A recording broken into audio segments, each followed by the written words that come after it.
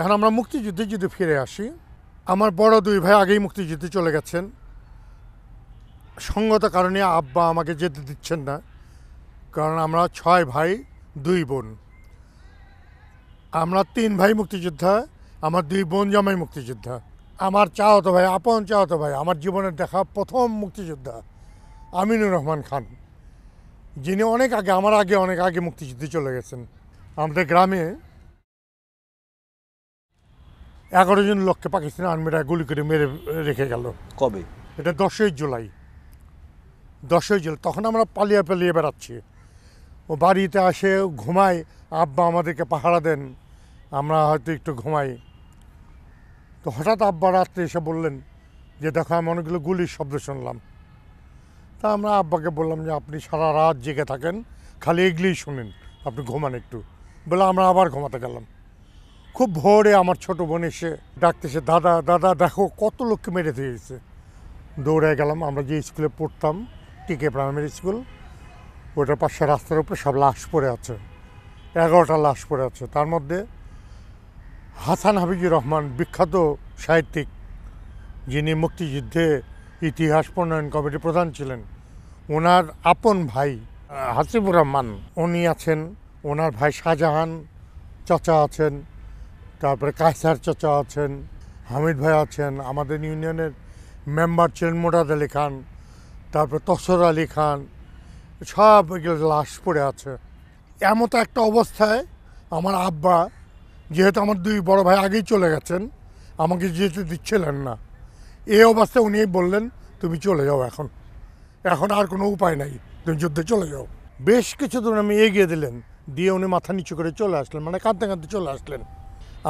আমার চাচাতো ভাই হাসানুজ্জামান খান মরহুম, আমরা 2 জন মিলে ইন্ডিয়াতে চলে গেলাম।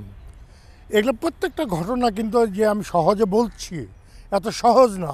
আমি ইন্ডিয়াতে গিয়ে প্রথমে শরণার্থী শিবিরেতে শরণার্থী হতে হলো নিজের জীবনের নিরাপত্তার জন্য। তারপর আমি ইচ্ছা পোষণ করলাম যে আমি একজন মুক্তিযোদ্ধা দেখব।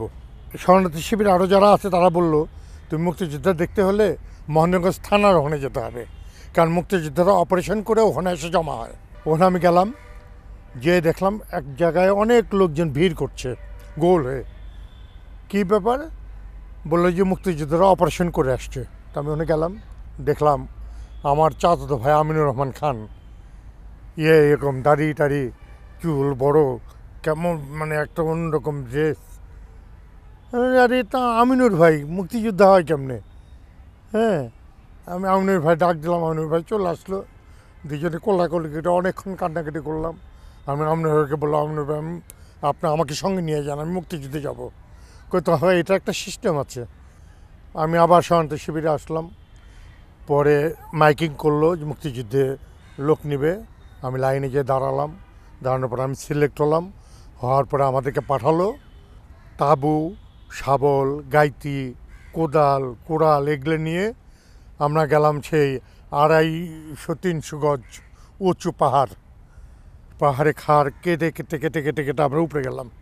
যে ওখানে এবড়ে থেবড়ে মাটি, গাছ এগুলো কেটে সমান করে আমরা ওখানে ক্যাম্প করলাম।